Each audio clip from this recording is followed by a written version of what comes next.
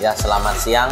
Ketemu lagi dengan saya Tri Wahyudi. Di kesempatan yang siang hari ini, saya akan berbagi tips cara pemasangan data box atau AFR meter di sepeda motor.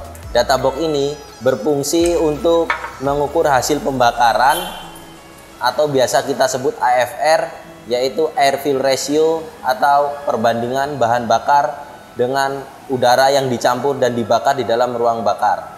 Data box ini bisa dibaca dengan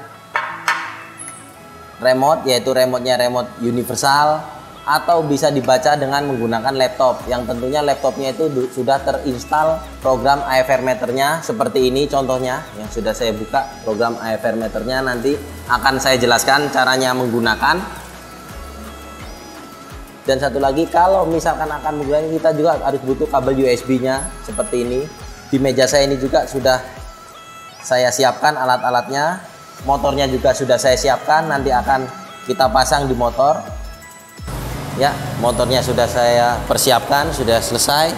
Biasanya dalam pembelian data box ini akan ada kabel body, akan di kabel body seperti ini. Kabel body ini tinggal dipasangkan saja, akan saya kasih tahu caranya.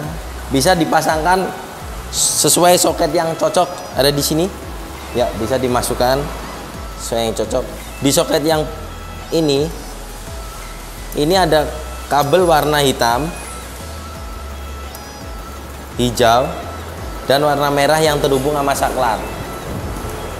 Yang mendapat saklar ini kita hubungkan ke supply atau ke 12 volt aki, dan ini ke groundnya. Yang merah ke aki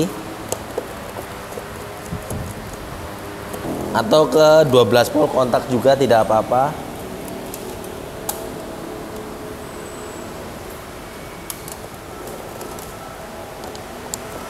Setelah kita selesai dihubungkan ke minus dan plusnya baterai, ada satu kabel lagi yang dari kabel body ini yang berwarna hijau. Ini kita hubungkan ke positif pulser atau crank position atau CKP. Ya, kita cari crank positionnya. Biasanya crank position itu adalah yang keluar dari mesin. Ya, ini crank position. Yang plusnya yaitu yang berwarna merah. Kita hubungkan saja ke yang plusnya yang berwarna merah. Ini berfungsi untuk mendetek RPM motor. Apabila ini tidak dihubungkan, maka nanti tampilan RPM-nya akan tidak ada di tampilan laptopnya atau remote.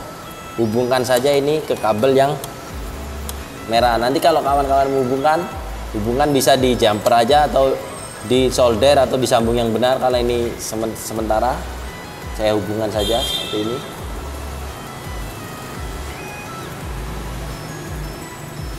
Ya, yang penting terhubung dengan warna merah. Kita pasang juga sensor knalpot. Sensor knalpot ini dipasang di leher knalpot.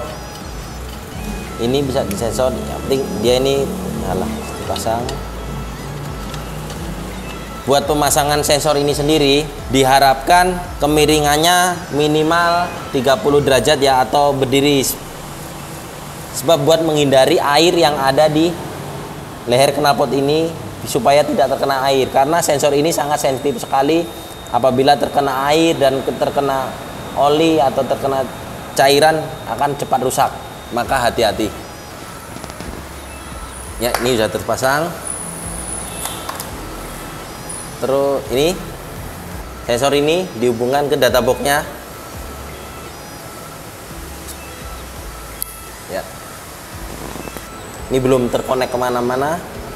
Pertama, kita akan mencoba koneknya lewat remote terlebih dahulu. Saya akan membacanya lewat remote universal. Remote ini dihubungkan ke soket yang putih ini. Nanti soket putih ini akan bisa dihubungkan ke laptop atau ke remote. Kalau ini ke remote, maka cari kabel remote yang sama, bisa dihubungkan.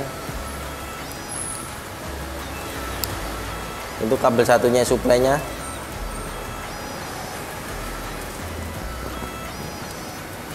Ada di data box-nya, stop kontaknya bisa kita hidupkan. Lampu, apabila lampu ini masih hidup, biru ini hidup, tandanya itu adalah heaternya masih menyala buat memanaskan si sensor widebandnya. Setengah detik akan mati, bahwa tandanya proses pemanasan heaternya sudah selesai. Dan ini sensor ini sudah ready digunakan. Cara pengaturannya ini lewat remote seperti ini. Di sini ada TPS, ada EOT, abaikan karena di sini kita tidak membaca sensor throttle position dan sensor panasnya oli. Yang kita baca adalah yang RPM, AFR dan baterainya. Ini baterainya di sini. Karena mesinnya belum hidup, maka RPM-nya 0. Kita bisa setting yaitu nilai TIT dengan cara tekan limit. Ya. TIT ini apa? TIT ini adalah jumlah tonjolan yang ada pada magnet atau pick up pulser yang ada di dalam sini. Di pick up kan ada tonjolan. Nah, itu jumlah tonjolannya kita harus masukin. Jumlah tonjolannya harus masukin supaya apa? Supaya RPM-nya bisa sinkron. Bisa sama dengan putaran mesin. Apabila kita salah memasukkan tidak sesuai dengan tonjolan yang ada di tonjolan di magnet, maka nanti efeknya putaran RPM-nya akan tidak sama dengan putaran mesin. Sebagai contoh, ini saya menggunakan motornya Yamaha MX King, jumlah tonjolannya ada 11, titnya maka diisi 11 lalu save. Kalau misalkan nanti bisa connect ke contoh motor karburator, pick up-nya cuma ada 1, maka titnya harus diisi 1. Ya, karena ini ada 11, maka kita isi 11. Di sini sudah tertera hasil AFR-nya, yaitu AFR-nya 11,9 atau bisa dikatakan 1 berbanding 11,8 atau 1 berbanding 11,89 ini. Di sini alat ini hanya menampilkan AFR-nya, hanya membaca, tidak untuk merubah. Kalau ingin merubah, tentu kita akan merubah sendiri yang di motornya. Apakah itu di setting ECU-nya, ganti injektornya. Ya, pokoknya yang mempengaruhi bahan bakar itu akan berubah debitnya. Apabila di karburator yang mungkin kita bisa setting spuyernya, pilot jetnya, main jetnya. Tuh. Jadi inilah tampilannya seperti ini, hanya melihat. Nah, apabila salah memasukkan tit, ini kan jumlahnya 11. Dia sekarang ini RPM-nya 1700 karena titnya benar. Misalkan titnya kita pasang 1, misalkan ini bekas terpasang di motor karburator dan kita lupa merubah titnya, maka ini akan tidak benar. Bisa kita rubah dan kita lihat, dan RPM-nya akan tidak benar, yaitu 15.000. Maka tit ini sangat penting sekali, harus dimasukkan sesuai jumlah tonjolan yang ada di magnetnya.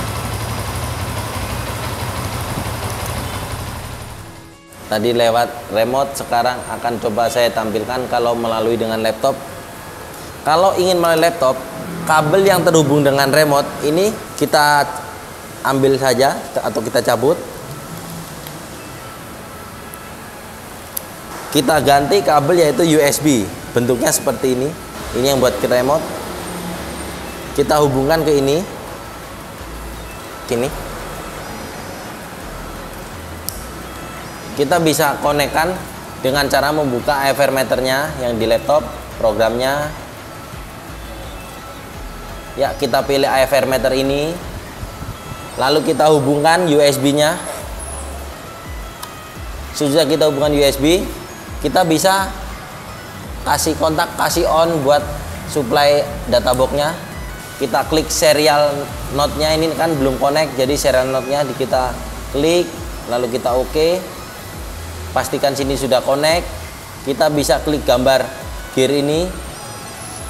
Ya, kita bisa klik device setting. Ini adalah buat memasukkan nilai tit atau nilai jumlah tonjolan gigi. Di sini sudah ada keterangannya di laptopnya. Kita get saja. Get artinya kita mengambil settingan yang ada di dalam box ini. Buat kita ambil berapa sih settingan dia. Gitu. Kita get parameter. Nah, ini 17. Kita samain dengan motor, jumlah motornya. Ternyata motor ini tuh bukan 17. emaking itu adanya di 11.